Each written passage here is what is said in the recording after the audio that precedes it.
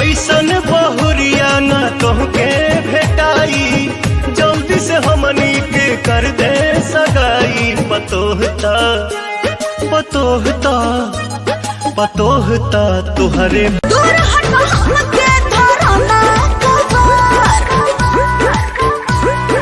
मेहरी के सुख नहीं दे बुए रानी, तो केकरा से मांगी उधार।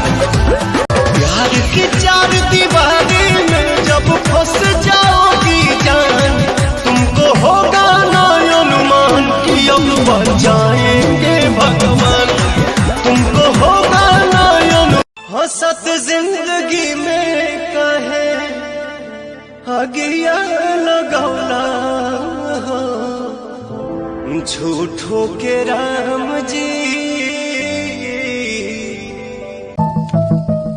अब क्या उखाड़ लोगे तुम हमसे बगावत करके? हम तो बर्बाद हो चुके हैं तुमसे मोहब्बत करके।